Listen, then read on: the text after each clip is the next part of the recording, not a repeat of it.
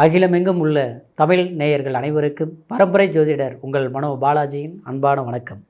மீனராசியில் பிறந்த அன்பர்களுக்கு குரு பகவானின் பெயர்ச்சி ஜூன் மாதம் 1ஆம் தேதி இந்த அற்புதமான உங்களுடைய ஜென்ம அதிபதி குரு பகவான் 10ஆம் அதிபதியாகவும் வரக்கூடிய குரு பகவான், அதாவது 5ஆம் பாவகத்துக்கு உச்சபலம் அடைய போகிறார்.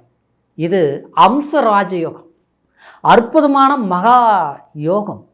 இந்த யோகம் ஒருத்தருடைய வாழ்க்கையில் பெரும் ஒரு மாறுதலை ஏற்படுத்தக்கூடிய ஒரு காலகட்டமான பெயர்ச்சி தான் குரு பெயர்ச்சி.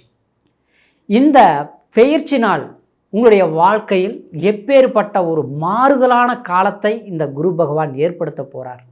இதனால் நீங்கள் அடையக்கூடிய நன்மைகள் என்ன அப்படிங்கிறத பற்றி இந்த பதிவில் இப்போ நம்ம தெளிவாக பார்க்க போகிறோமுங்க. ஃபஸ்ட் டைம் பார்க்குறவங்களா இருந்தீங்கன்னா சப்ஸ்கிரைப் பண்ணி பெல் பட்டன் அழுத்தி ஆல் ஆப்ஷன் கொடுங்க. மீனம் ஜலத்தத்துவ ராசி, குரு பகவானின் அதிபதி ராசி.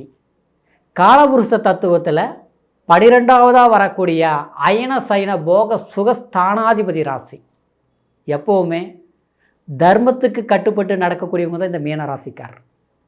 சமுதாயத்துக்கு தேவைக்கு தகுந்த மாதிரி, அடுத்தவங்களுடைய நன்மைக்கு தகுந்த மாதிரி வாழக்கூடியவங்க மீனராசிக்காரர். தான் நல்லா இருந்த போதும் சுயநலம்னு கிடையாது. அது கூட பிறந்தவங்களாக இருந்தால் என்ன, நண்பர்களாக இருந்தான்னா, உறவுகளாக இருந்தால் என்ன, 3ஆவது மனுஷனாக இருந்தால் கூட அவங்க நல்லா இருக்கணும்னு நினைக்கக்கூடியவங்க யாருன்னு கேட்டால் இந்த மீனராசிக்காரர் தான். அது ஆணாக இருக்கட்டும் பெண்ணாக இருக்கட்டும், மீனராசிக்காரர் அப்படி தான். ஆனால் நான் அப்படியாப்பட்டவங்க தாங்க, ஆனால் நாம் ஏன் இவ்வளோ கஷ்டப்படுறோம் அப்படிங்கிற கேள்வி உங்கள்கிட்ட வரும். ஏன்னா அவ்வளோ ஒரு சிரமங்களை இந்த ஒரு 3.5 வருஷ காலத்தில் நீங்கள் அனுபவிச்சுட்ருக்கிறீங்க.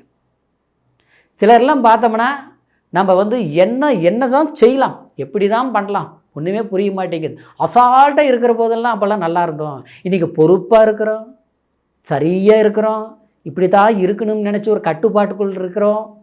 கோபத்தையும் குறைச்சிட்டோம், ஆசைகளையும் குறைச்சிட்டோம், நேர்மையாக இருக்கணும்னு நினச்சி வாழ்ந்துட்டுருக்குறோம். ஆனால் வேலையிலையும் பிரச்சனை வருது. அது மட்டும் கிடையாது, நம்ம நினச்சவங்ககிட்டையும் பிரச்சனை வருது.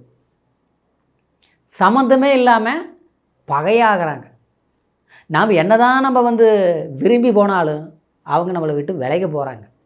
ஆக மொத்தத்தில் காரணத்தை சொல்லி போனால் பரவாயில்ல, காரணமே இல்லாமல் நம்மளை வெறுப்பாங்க. ஆமாங்க, எல்லா இடத்துலையும் இப்படி தான் நடந்துகிட்ருக்கு மீனராசிக்காரருக்கு. இன்னொன்று பார்த்தோம்னா முகம் ஆரோக்கியமே முதல் மாதிரி இல்லை. என்னவோ நம்ம டல்லான மாதிரி இருக்கும். ஏன்னா ஜென்மத்தில் சனி. இதுக்கு முன்னால் 4ஆம் பாவகத்தில் உங்கள் ராசிநாதன் 4ஆம் இடத்துல இருந்தார். சரிங்களா? 4ஆம் இடத்துல இருந்தாலும் அதாவது அந்த யோகம் சிறப்பான முறையில் நமக்கு செயல்படல, என ஜென்மச்சனி. ஆனால் இப்போ உச்சபலம் அடைய போகிறாரு. உறுதியாக சொல்கிற மாற்றம் வரும், மாற்றம் ஏற்படும். இந்த மாற்றம் எந்த ஸ்தானத்தில் ஏற்படும் அப்படின்னு பார்த்துட்டோம்னா, கண்டிப்பாக இது கரெக்டாக உங்கள் ராசியை 9ஆம் பார்வையை பார்க்குறாரு குரு பகவான். 9ஆம் பார்வையை பார்க்கும்போது சனியின் தாக்கம் அப்படியே டல்லாக்கும். 7.5 சனிங்கிற ஒரு பிடி. நாம் என்ன ஒரு அடிமை வாழ்க்கை வாழ்கிற மாதிரி, வேலைக்கு போனால் அங்கே அவங்க சொல்கிறத நாம் கேட்குற மாதிரி இருக்குது. சுதந்திரமாக வேலை செய்ய முடியாது. நாம் கரெக்டாக தான் செய்வோம். ஆனால் அப்போவுமே குற்றம் சொல்லும்போது நம்ம என்னாகும், பிடிக்காமல் இருக்கும். குடும்பம் எப்படி இருக்கும்னா, என்னதான் விட்டு கொடுத்து போனாலும் விட்டு கொடுத்து போவர் கெட்டு போவதில்லை பழமொழி தான் ஆரம்பிச்சு. நம்ம என்ன தான் விட்டு கொடுத்து போனாலும் அப்போவும் நம்ம குற்றமே சொல்லிகிட்டு இருந்தால் எப்படி இருக்கும், புரியுங்களா? சம்மந்தம் இல்லாதவங்களால தான் ஏற்படக்கூடிய அந்த வில்லங்கம். இன்னொரு விதத்தில் பார்த்தோம்னா, நமக்கு சில நட்பு வட்டாரங்கள் பிடித்த நட்பு வட்டாரம் திருமணத்துக்காக நீங்கள் ஒரு கமிட்மெண்ட் பண்ணி வச்சுருக்கிறீங்க. ஆனால் அது தேவையில்லாத அப்பப்போ எரிச்சல் மாதிரி இப்போ இல்லை. முதல்ல எல்லாமே கரெக்டாக இருந்தது. இன்றைக்கி பார்த்தா ஃபிக்ஸ் பண்ணுறது மேரேஜ் நடக்குமா நடக்காதான்னு தெரியல. இது இப்படியே போச்சுன்னா வேண்டான்னு ஒதுக்கி விட்டுறாமா.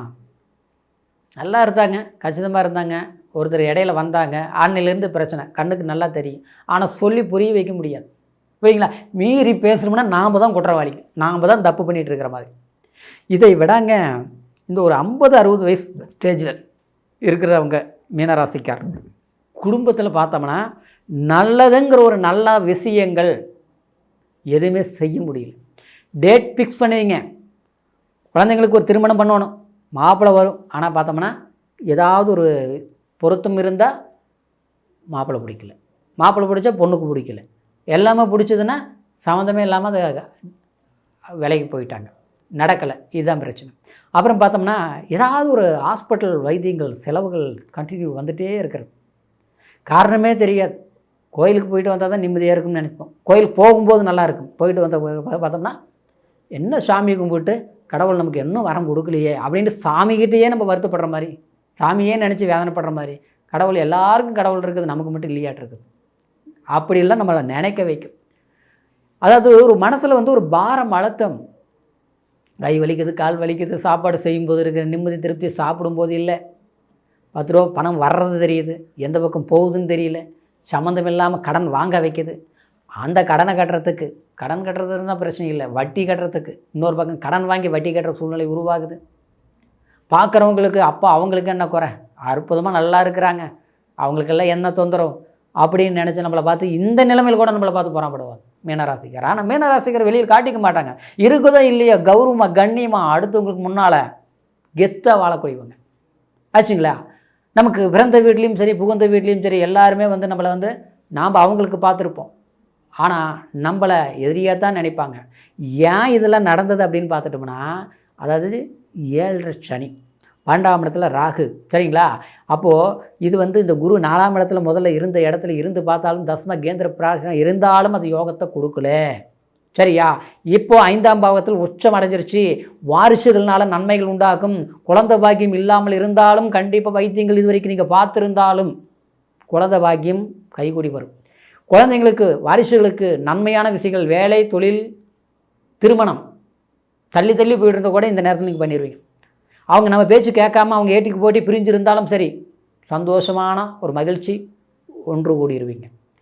கண்டிப்பாக இது நடக்கும், சரிங்களா. குழந்தைகள்னால வாரிசுகளால் நமக்கு ஒரு மகிழ்ச்சி உண்டாகும். நம்மளால் நம்ம பெற்றவர்களுக்கு ஒரு புகழை தேடி கொடுக்கக்கூடிய ஒரு வாய்ப்பு நிச்சயமாக உருவாகும். பிரிவுகளில் இருக்கக்கூடியவங்க ஒன்று சேர்ந்துருவீங்க, மாற்றமே கிடையாது. 7ஆம் பார்வையாக லாபஸ்தானத்தை பார்க்குது, பணம் வர வந்தே தீரும். தனஸ்தானத்தை பெருகெடுத்து கண்டிப்பாக நன்மைகள் உண்டாக்கி தீரும். அது மட்டும் கிடையாது, 5ஆம் பார்வையாக பாக்கியஸ்தானத்தை பார்க்குது, வெளிநாடு வாய்ப்பு, தூரதேச பிரயாணம், வீடு கட்டுறது, மண்மனை வாங்கிறது, இடம் வாங்கிறது, ஒரு இடம் விற்கலாம்னு நினச்சி முயற்சி எடுத்து முடியாமல் இருக்கிறத இந்த நேரத்தில் நல்லது பண்ணிடுவீங்க, செய்ய முடியும். விரயங்கள் பண்ணி சுப விரயங்கள் உருவாக்குவீங்க. இப்படி குரு பெயர்ச்சி கண்டிப்பாக உச்ச குரு யோகத்தை கொடுக்கும், நன்மையை செய்வார், நல்லதே நடக்கும். கண்டிப்பாக ஜூன் மாதம் 1ஆம் தேதியிலிருந்து ஒரு வருட காலம் அற்புதமாக இருக்குது. அக்டோபர் மாதம் சிறு அதிசார பயிற்சிகள் நடந்தாலும் பெரிய அளவில் மாறுதல் இருக்காது, சரிங்களா.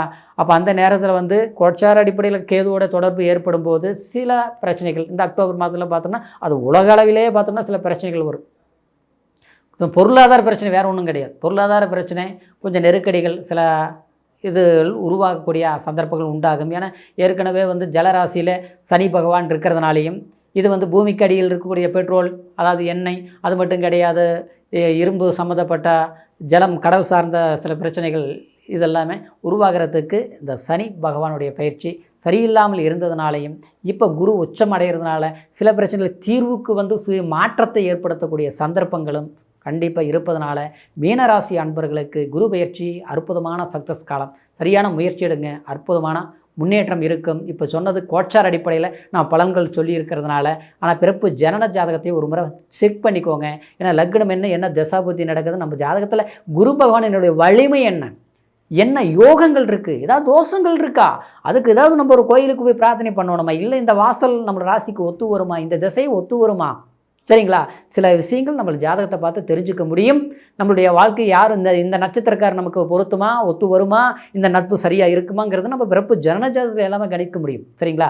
அதனால் உங்களுடைய ஜாதகம் இதுவரைக்கும் பார்க்காமல் இருந்தால் நம்மக்கிட்ட பார்க்கணும் விரும்புனீங்கன்னா கீழே இருக்கிற நம்பருக்கு ஃபோன் பண்ணி உங்களுடைய date of birth, time, place மூணையும் தெரியப்படுத்தி உங்களுடைய சந்தேகங்களையும் கேட்டுக்கலாம், ஜாதக பலன்களையும் அற்புதமாக பார்த்துக்கலாம், சரிங்களா.